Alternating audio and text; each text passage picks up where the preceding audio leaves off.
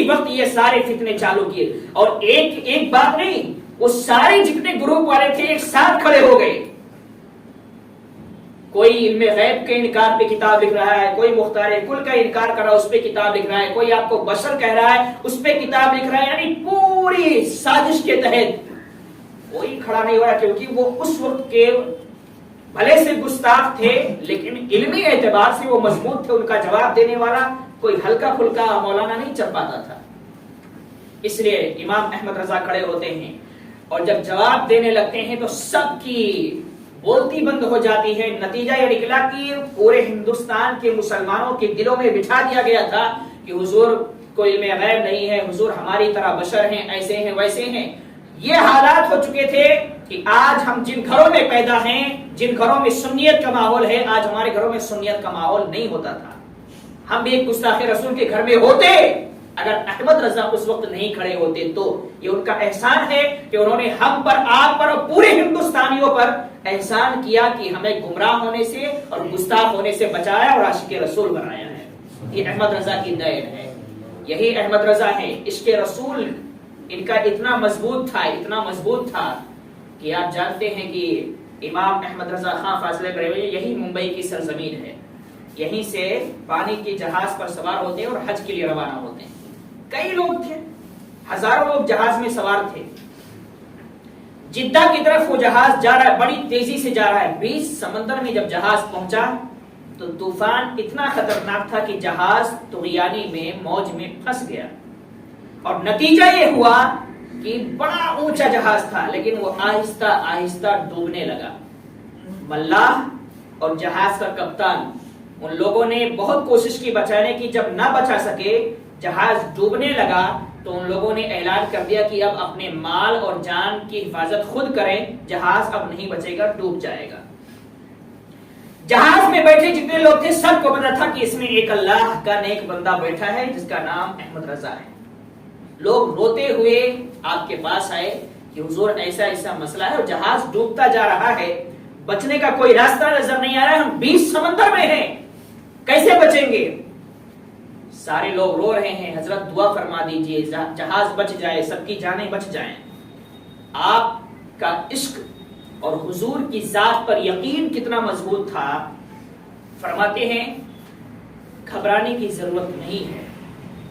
میرے نبی نے کشتی میں بیٹھنے کی ایک دعا بتائی ہے، بسم اللہ مجریہا و مرساہا ان ربی لغفور الرحیم. اور میں نے اپنے نبی کی ذات پر یقین کرتے ہوئے جب اس کشتی میں بیٹھنے لگا تھا تو وہ دعا پڑھ لیا تھا.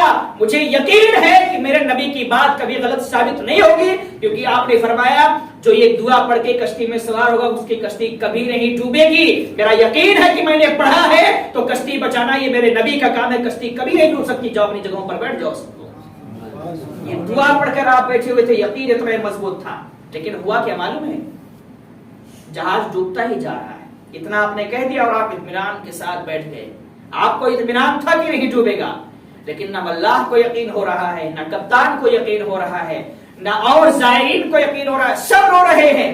پھر دوبارہ آئے کہ حضرت آپ نے کہا کہ نہیں ڈوبے گا. فرمایا دیکھو چاند اور سورج کا ڈوبنا نکلنا بند ہو سکتا ہے، آسمان نیچے آ جائے، زمین اوپر چلا جائے، پہاڑیں گر جائیں، یہ ہو سکتا ہے، لیکن حضور کی زبان سے جو بات نکل گئی وہ کبھی غلط ثابت نہیں ہوگی. حضور نے فرمایا پڑھ لو گے تو نہیں ڈوبے گی، تو میں نے پڑھا ہے، میرا یقین ہے نہیں ڈوبے گی تو نہیں ڈوبے گی، جاؤ بیٹھ جاؤ. لیکن نہیں یقین ہو رہا ہے کسی کو. اب بھائی ڈوبتی جا رہی ہے اور کوئی اس میں کہے گا بیٹھو یار نہیں ڈوبے گی، تو کس کو یقین ہوگا؟ لیکن آپ کو یقین تھا کیونکہ ویسا عشق آپ کے پاس تھا. بہرحال لوگ ماننے کو تیار نہیں ہے، لوگوں کو اطمینان نہیں ہو رہا ہے، تو اعلی حضرت اٹھے اور جہاز کی چھت پر چلے گئے.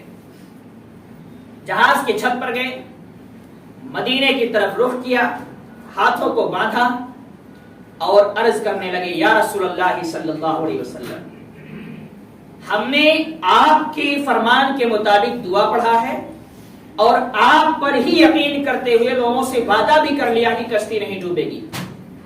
اب میری زبان کی لاج رکھنا اور آپ کی زبان سے نکلی ہوئی جو حدیث ہے وہ دعا میں نے پڑھی ہے اور سب کو بتایا ہے، اس کی لاج رکھنا یہ آپ کی ذمہ داری ہے۔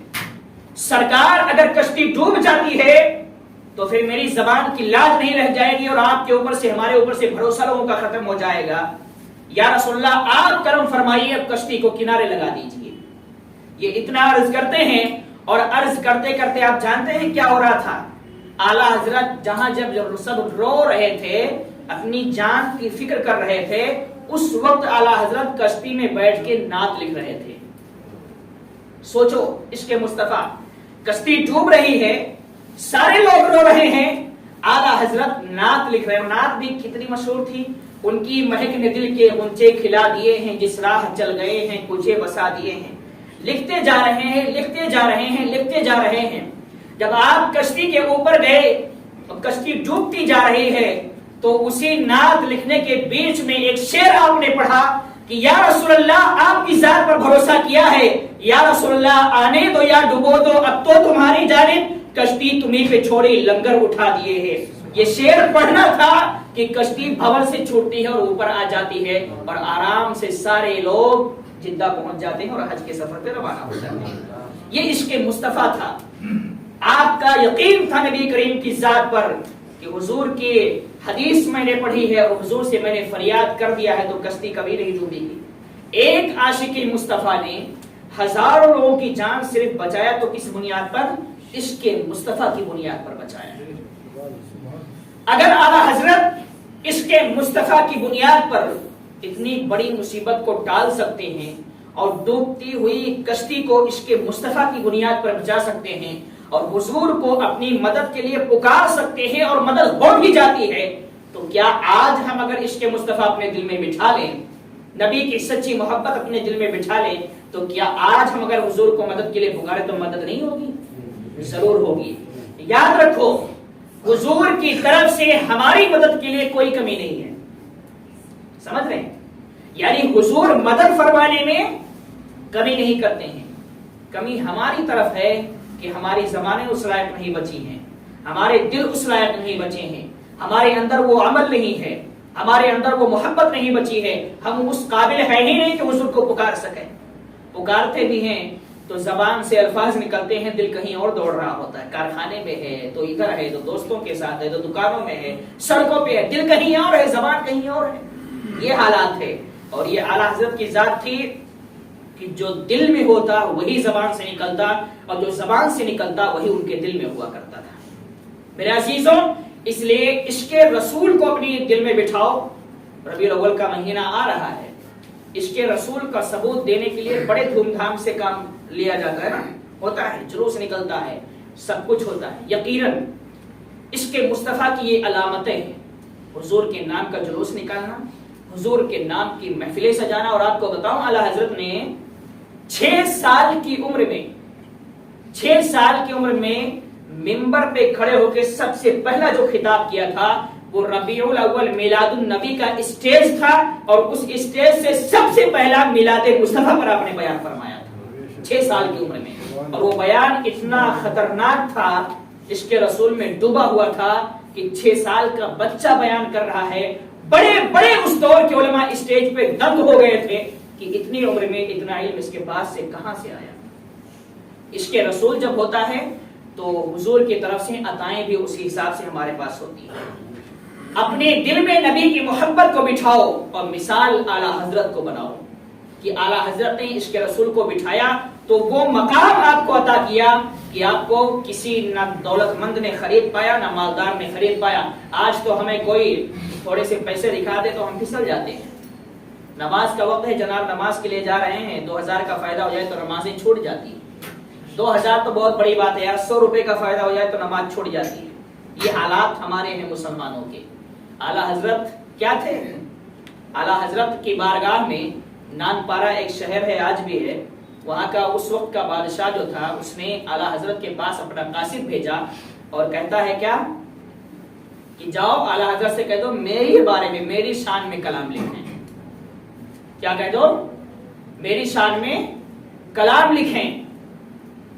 تو قاصد آپ کے پاس آیا اور اس نے کہا کہ ایسا ایسا نانپارہ کے بادشاہ نے کہا ہے اور آپ سے کہا ہے کہ آپ اس کی شان میں کلام لکھ دیں، تو آپ نے اس کا جواب دیا تھا کہ جاؤ اس سے کہہ دو کہ میں نان پارا کا غلام نہیں ہوں، میں گدا ہوں اپنے کریم کا، میرا دین پارے نہ نہیں ہے۔